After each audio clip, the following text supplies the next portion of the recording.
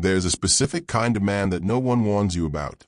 He does not yell. He does not threaten. He does not show you who he is until you are already inside the life he has built around you. And by then, most women have already lost something they will spend years trying to get back. His name was Marcus Cole, and in the city of Chicago, in the circles that mattered, his name alone was enough to make grown men choose their words carefully. He was not the kind of powerful that makes the news. He was the kind of powerful that makes the news disappear. 6 women had walked into his life. 6 women had walked out of it, not the same person who walked in. Some lost their confidence. Some lost their sense of reality.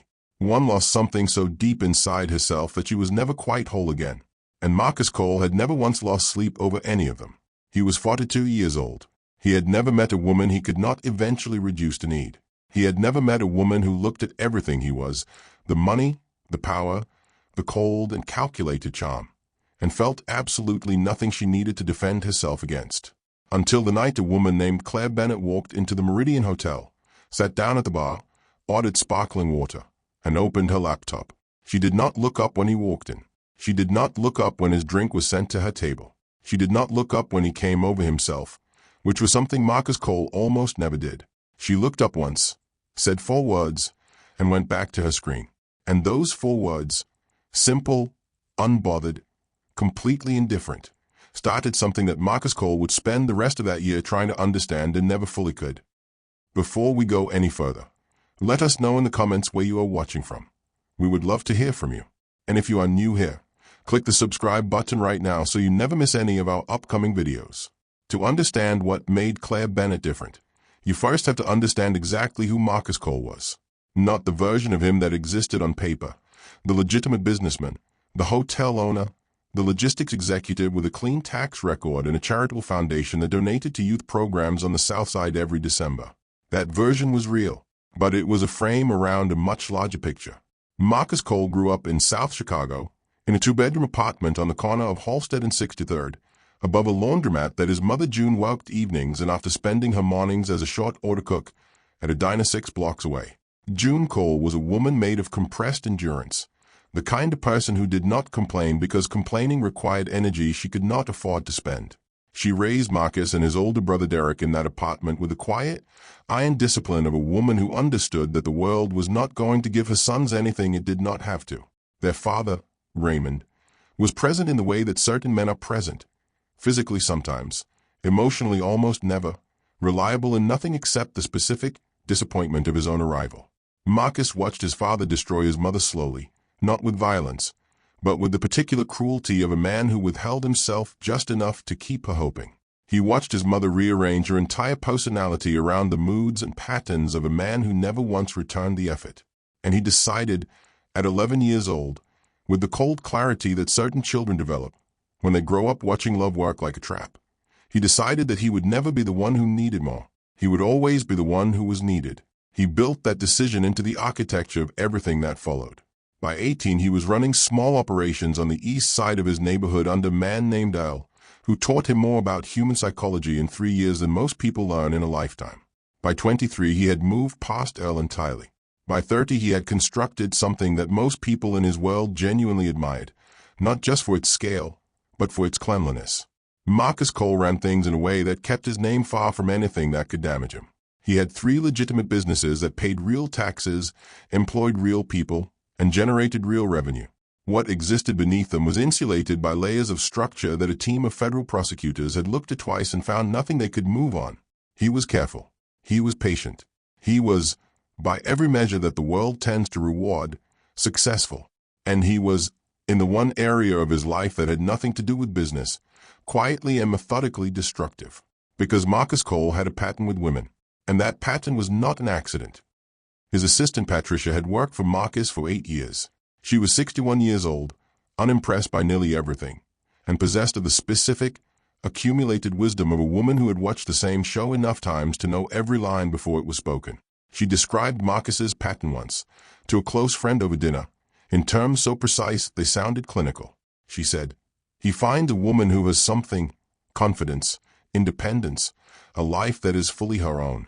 And he spends the relationship quietly, making her feel like that thing is actually a problem. He never says it directly. He just creates just enough distance, just enough cold, just enough uncertainty that she starts to question herself.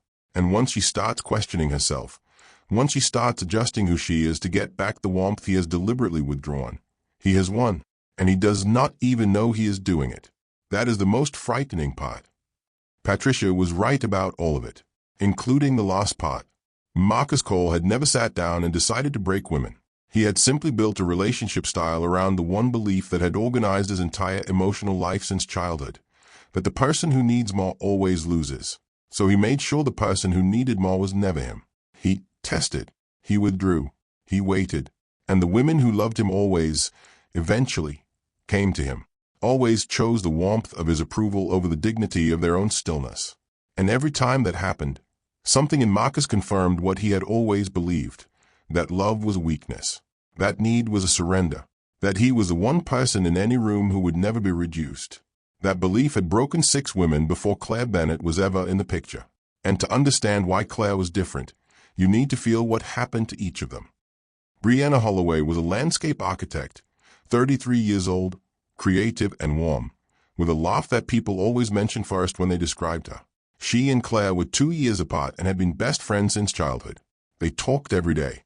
Sunday dinners when they were both in the city. Long phone calls on weeknights about nothing in particular. The way you only talk to the people you love without condition. Claire was the steady one, the planner, the teacher who graded papers at midnight and remembered every birthday. Brianna was the one who noticed things, the color of light at a specific hour, the way a certain street smelled after rain, the tiny beautiful details that most people walked past. She made the world more beautiful just by paying attention to it. When Brianna met Marcus at a dinner in River North and called Claire that same night to tell her about him, Claire felt the particular alertness that older sisters feel when a story starts a certain way. She said, "Just be careful. Okay? Just be careful." Brianna said she would be. She was not. She fell the way certain people fall, completely, with no reservation, no self-protection, with her whole self committed. And for 3 months she was the happiest Claire had ever heard her. She started painting again on weekends. She was lighter. She called Claire from a rooftop bar one evening, laughing at nothing. And Claire listened and thought, maybe this time it is different. It was not different. By month 5 the calls changed.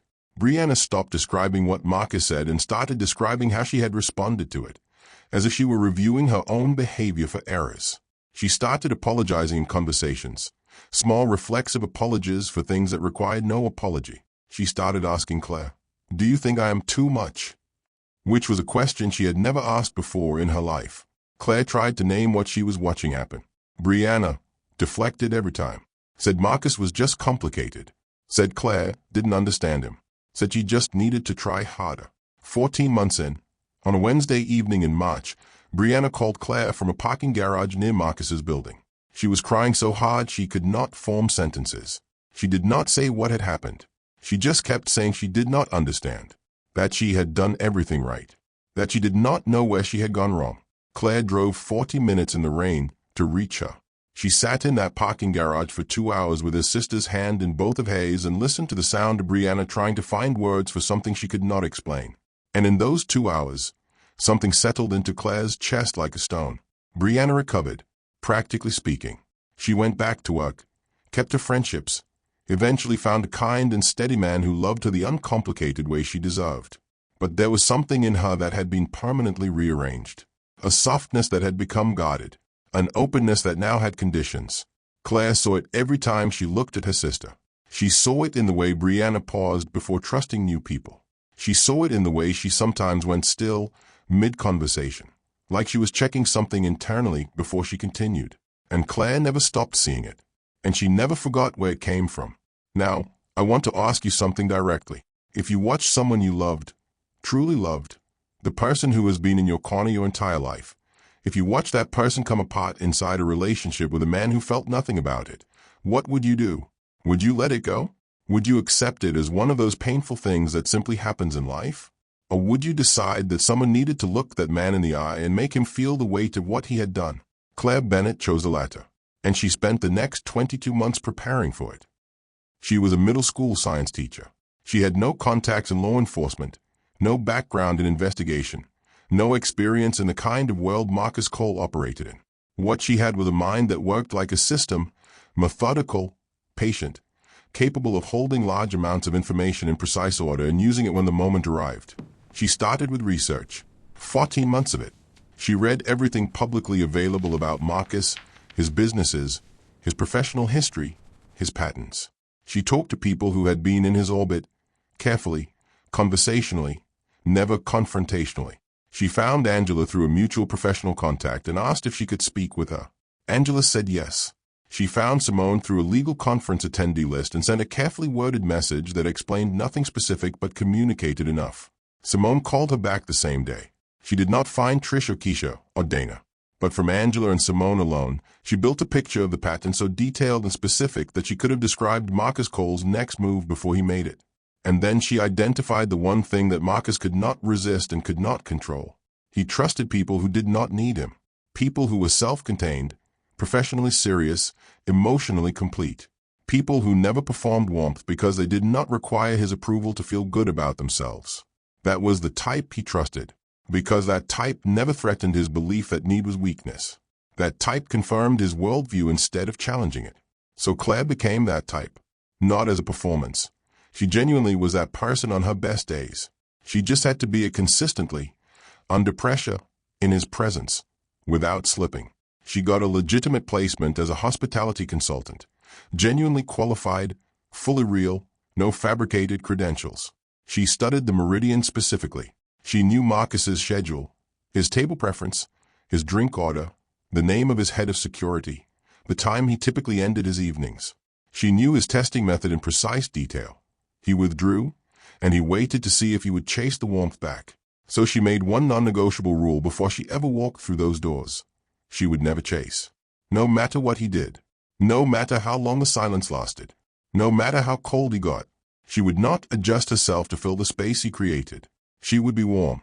She would be genuinely present. And she would be the most self-sufficient person he had ever sat across a table from. She rehearsed it. She tested it on herself. She anticipated his moves the way you anticipate chess moves when you have studied your opponent's entire recorded game. And on a Tuesday evening in late October, she walked into the Meridian Hotel, sat down at the bar in the lobby lounge, ordered sparkling water, opened her laptop, and did not look up for 23 minutes. He was there that evening. She knew he would be. She had positioned herself correctly, visible but not performing visibility, present but not waiting to be noticed. He sent a drink to her table through the bartender. She looked at it. She looked back at her screen. She did not touch it. She heard him walk over. She let him stand at her table long enough for the silence to become slightly uncomfortable. Then she looked up and said, calmly, without a trace of apology or impression management, "I don't drink things I didn't order," and went back to her screen. He stood there another beat. Then he laughed. Not a polished social laugh. A real one. The kind that gets out before a person can decide whether to let it. She filed that away. Underneath all of it, there was still a person who could be genuinely surprised. He left. He came back on Thursday, and the Tuesday after that. He began adjusting his schedule around hers, arriving earlier, staying in the lounge longer, and she tracked it without acknowledging it. Their conversation started slowly. She asked him questions that nobody asked powerful men, not about success or ambition or how he built what he built. She asked him about memory, about what Chicago looked like when he was 12, about what he wished he had understood earlier that he understood now. He answered these questions like a man brushing dust off something he had forgotten he owned. And she listened, not the way people listen to important men, with performance and careful attention to status. She listened the way you listen when you actually want the answer. And he felt the difference. 3 weeks in, he ran the first test. 4 days of complete silence. No message, no contact, no explanation. Claire went about her life. She taught her classes, had Sunday dinner with Brianna, sent him a short text on day 4 about something she had read that morning with no follow-up question attached. He responded within 10 minutes. Test 1. Failed. He was the one who had chased. The second test came 1 week later. He arrived at the lounge looking for the relief on her face, the visible exhale of a woman who had been waiting. She greeted him the same way she greeted him every time. Warm, present, unbothered. He sat down and stared at her for a moment with an expression she had never seen on him before. The expression of a man who had played a card that had never once failed him, and watched it accomplish nothing. She did not acknowledge it. She picked up the conversation exactly where they had left it the previous week and continued as if there had been no interruption at all. The third test was the most calculated thing he had done in years. He brought another woman to the lounge on a Thursday evening. Beautiful, confident, positioned directly within Claire's sightline. He was attentive, laughing, clearly performing. Claire looked over once, briefly, the way you glance at any table in a restaurant, and then looked back at her screen and continued working. She finished her sparkling water, said a warm good night to the bartender, and walked out at 9 o'clock without once looking in Marcus's direction. He ended the evening early. He told the woman he had a call. He sat alone at the bar afterward for 45 minutes and did not speak. Patricia stopped by briefly to drop off a document, saw him sitting there in the silence, and made a note of it. In 8 years, she had never seen him sit alone like that. She said nothing. She simply logged it the way careful people log things that feel significant before they fully understand why. And here is where the story turns, because Marcus Cole began to come apart. Not loudly, not in any way that was visible to most people around him, but in the interior of a man who had organized his entire emotional life around a single belief, that the person who needs more always loses. Something was beginning to shift in a way he had no framework for. He could not read her. That was the root of it.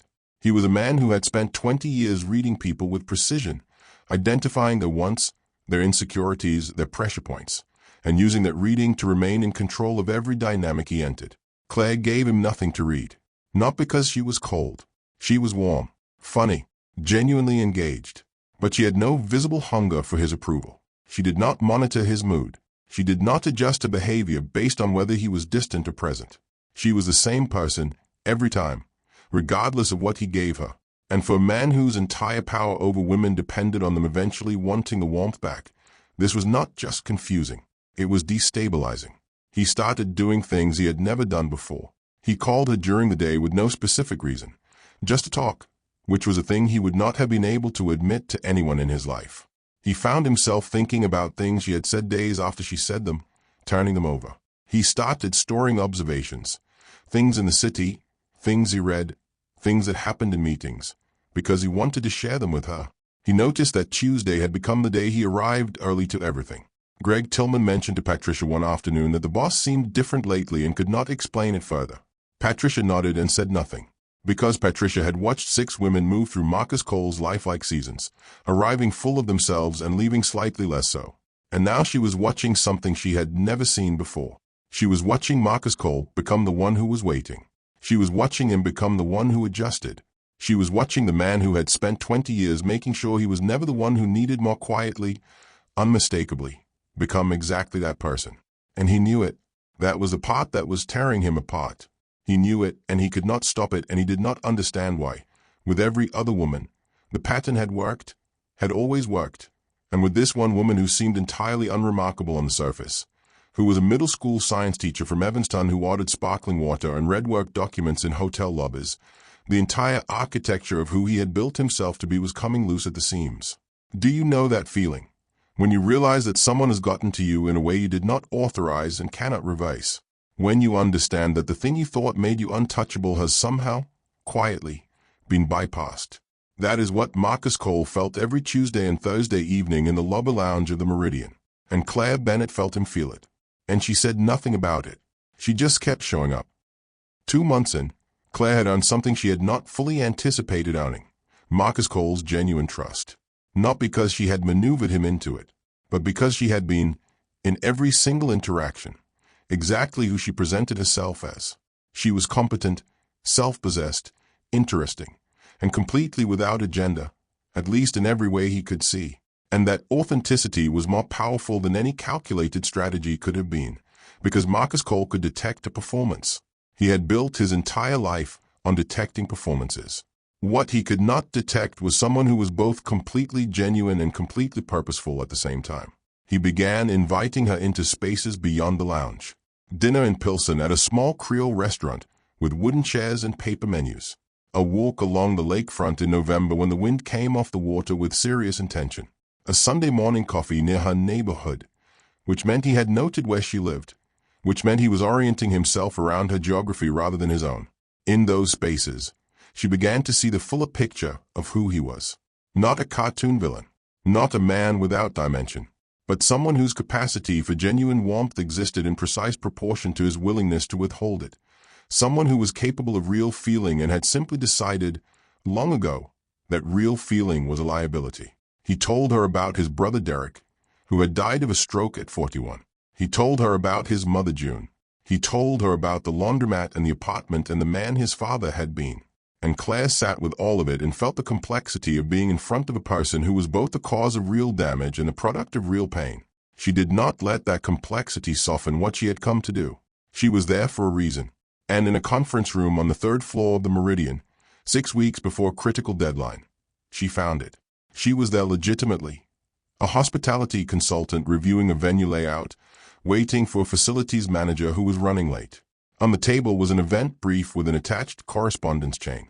And in that correspondence chain was a name she had seen before, a name connected to a decision that had cost someone she loved everything. She photographed 3 pages with her phone. She replaced everything exactly as it was. She ran the venue review professionally when the facilities manager arrived. And that evening she sent the photograph to an attorney and said, "Call me in the morning." The attorney called before 8. He said, slowly, carefully, "Claire, this is something." And she sat on the edge of her bed and stared at the wall and took the first full breath she had taken in 22 months. She had what she needed. She should have walked away that Thursday, but she went back the following Tuesday. And when Marcus sat down across from her and looked at her with that open, unguarded expression he had developed, the one that was nothing like the face he had walked into the lounge with 10 weeks earlier, she knew she was not going to disappear quietly, not because she owed him anything, but because she was not the kind of person who took a win and left the board untouched. She had come to be his match. A match does not just endure the game. A match makes you see what you have been playing. She asked him to meet her at a restaurant in Logan Square. Neutral ground. Not his territory. She arrived first. She sat with her hands flat on the table. And when Marcus walked in and saw her expression, he went very still. He sat down. He waited. And Claire said, "I need you to hear everything before you respond." He said, "Okay." She told him about Brianna first, that the 6th woman, the one before Claire, the one he probably barely remembered, was her sister, that she had held her sister in a parking garage for 2 hours while she cried and could not find words for what had been done to her. She said it clearly, without performance, without rage, just the plain, documented truth of what his pattern had cost one specific woman in one specific parking garage on one specific Wednesday night in March. She watched his face. There was no defense on it, no immediate justification.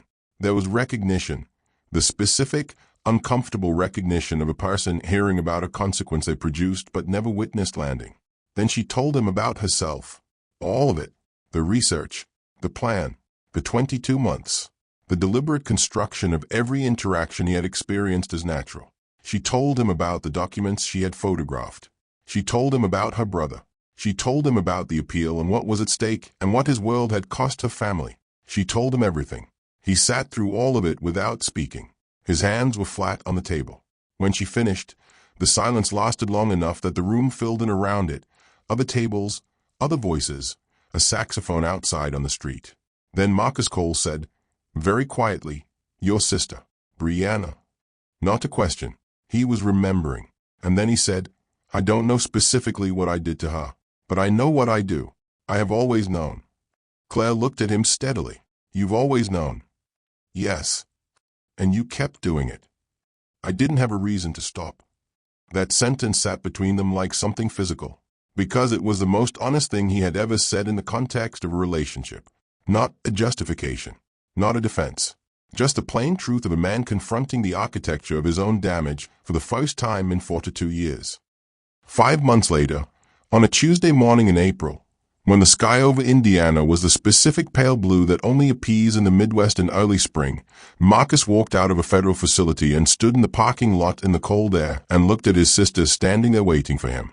He stopped walking for a second. Then he kept walking, faster, until Jessica was close enough to hold. She held him the way you hold someone when holding there has been the singular purpose organizing your life for nearly 2 years. He was thinner, quieter, but he was there, whole. The appeal had succeeded. The new documentation had changed the picture of Marcus's actual culpability significantly. The attorney Marcus had retained, one of the best federal defense attorneys in the country, whose retainer Marcus had paid without being asked and without making a production of it, had been extraordinary. Marcus Cole was coming home.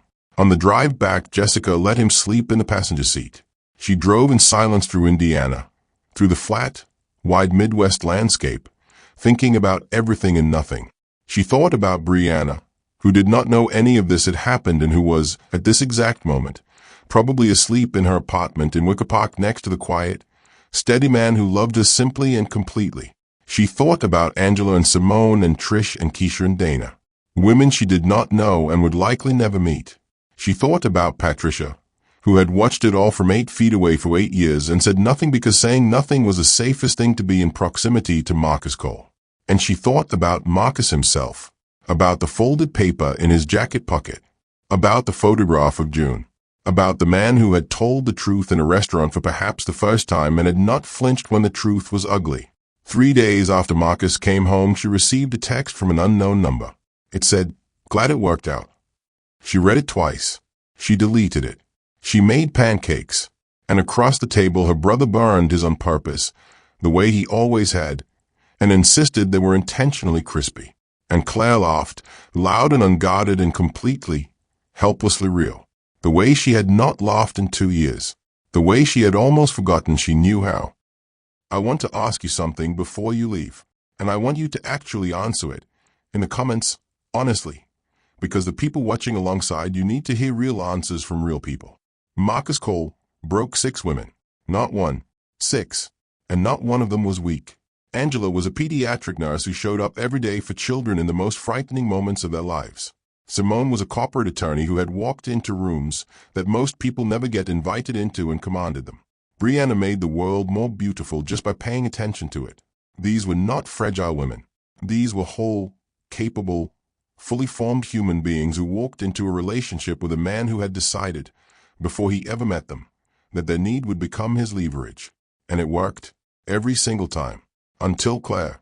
And the reason it did not work on Claire was not because she was stronger or smarter or more emotionally evolved than the women before her. It was because she had walked in already knowing exactly what the game was. She had studied it. She had prepared for it. She had decided in advance the one thing none of the others had decided, that she would not play. So here is the question I want you to sit with.